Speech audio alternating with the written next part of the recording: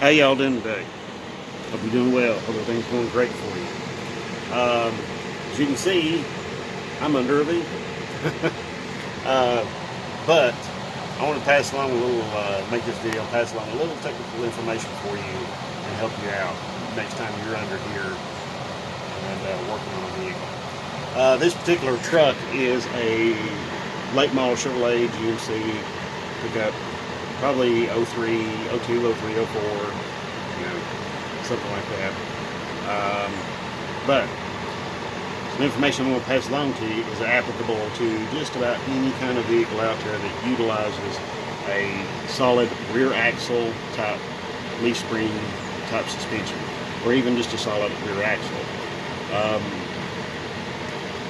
Here it is. Right over here is our parking brake cables. Now, my apologies. Right here we've got the this is the part right here. I guess you could call this a collar or an equalizer, or the two cables. These two cables go into this piece here, and you can see they come in there and they go around and just hook right there. Pretty simple device. Now you can go and adjust this, like with this bolt right there. It's threaded, and you can just run that nut back. Get some slack if you want to, Myself, I just used vice grips and manipulated this thing around here a little bit and got the cables out. Now,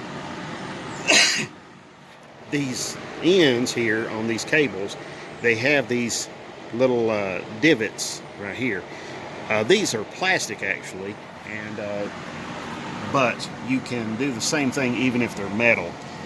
Just take a hose clamp like this one right here, okay, not a big deal, and open it up, put it on here, and then, matter of fact, I'll do this process for you so that you can see what I'm talking about. Let me just set the camera. There we go. So, what you want to do, it's very simple. Just I've got a ratcheting screwdriver. You can use a regular screwdriver. It doesn't really matter.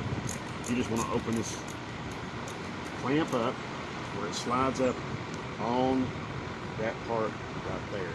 Okay. Then you want to push it all the way up as far as you can. Now, normally this is in a bracket like this one here. So I'm going to push this one up all the way. Now, I have locked that into position, but I'm going to get it out. All you do, take your hose clamp, just a regular hose clamp. This is nothing special. You can get these any auto parts store anywhere. Hardware stores, it don't matter. Heck, I think I've even seen them sold at some convenience stores. So it's not a very specialized tool. So all you got to do, rock this thing up back and forth a little bit, and you just got to be a little forceful with it. Put some muscle behind it. Also, a pry bar or a screwdriver, flat tip screwdriver wouldn't hurt. Pull on it.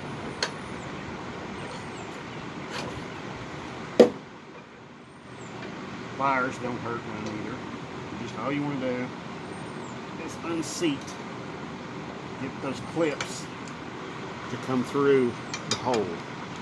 And I already had that one out, but I put it back in to show you all. So here's what I'm going to do. I'm going to loosen this up just a wee little bit, so that when I'm prying on that, it'll just slide right off. That's the whole theory. That's the whole idea. Now see, right here. Okay, moving it just a little bit.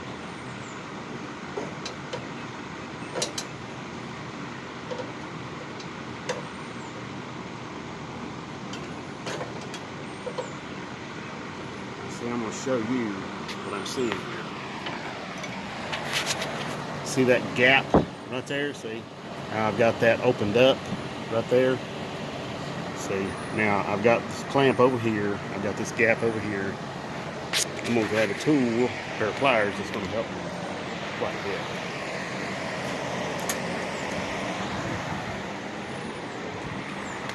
Again, not a highly specialized tool. This is just the double compound acting, pliers at the curved 45, needle nose, and curved at a 45 degree. Now, get it, put it in that groove that I made, just pull it back.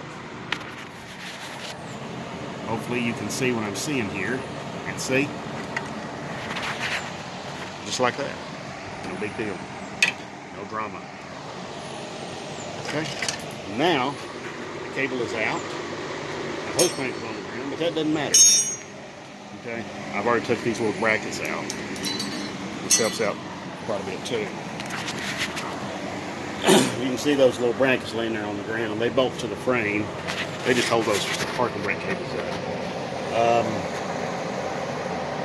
Now, if you're getting the rear end, swapping rear ends on your vehicle, swapping a rear axle assembly on, any kind of vehicle, this is a trick you can use. One other thing, please do use quite a bit of penetrating lubricant on all your fasteners, your brake lines especially, because brake lines, they're notorious to get corrosion in there and just rust, and when you're trying to break them loose, and you might get them broke loose, but they'll go and they'll twist the brake line off and twist the brake line into nothing. So they'll twist it in two. So you got to be really careful about that. So, all right, I'm going to carry on working here. As a matter of fact, right now, I'm working on the shock mount, where it mounts to the rear axle. I've got to get all this stuff broken loose. I've got to get it taken loose. I've got another axle that I took out yesterday from a very similar truck going back in this. So, all right. Oh, one other thing. Before you get started on anything else on this, take your lug nuts, take your wheel lug nuts, loosen them up, break them loose. Keep one on here. Now, the reason why is very, very simple. Notice I've got the tires still on the vehicle. The reason being is that it makes this a lot easier to maneuver around, especially if you're by yourself. And if you've got somebody else with you, or you're a young Arnold Schwarzenegger clone, hey, by all means, pick it up and carry it around like it's a sack of taters. Hey, I don't care. Your back, not mine. All right, so. But, just trying to pass along a little information to you so that you can make your life a little bit easier and you're not killing yourself trying to do this work. All right, so like I said, I got the U-bolts to get loose, shock mounts. I've also got some hoses, vent hose, brake hose right there. We got to get that loose. So I've still got some work ahead of me, but it's not real bad. Oh, and because I got this sucker on a lift, now if you're doing this on jack stands, with a jack or something like that, still keep your tires on there, because like I said, it makes it easier to maneuver this thing out from underneath the vehicle. But if you're doing this, on the ground with jack stands and floor jack, stuff like that, be sure to keep your vehicle very solidly mounted to the jack stands. Position the jack stands under the frame and very securely and hopefully very level. You don't want one of these things coming down on top of you. Yeah, it's very, very horrible. But you can also make things easier for yourself, because when you get the rear axle assembly unbolted, what I'm going to do on this one, because I got the lift, I'm going to actually have this thing, the wheels actually touching the ground. And then I'm going to take these U-bolts right here, I'm going to take them loose, get them suckers loose, and then once they're all four loose on both sides, then I'm just simply going to, and I've got everything unattached, I'm simply going to raise the truck up and roll this axle out from underneath the truck. And I'm going to do the same, just opposite, with the new axle, and just roll it under here, okay? It's not all that hard, okay? So, yeah, sure, you could use a tractor or a forklift to put the rear axle under here.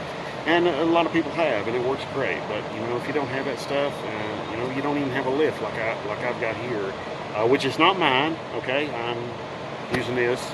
Belongs to my boss. Okay, so anyway, but I thought I'd pass along this technical information for you. You know, make your time in the garage a little more rewarding, a little less stressful, and a whole lot less drama. Okay, so anyway. I'm just getting distracted by a truck coming down the road. All right. Anyway, thanks for watching. God bless. And take care of yourselves out there, okay? Have a good one.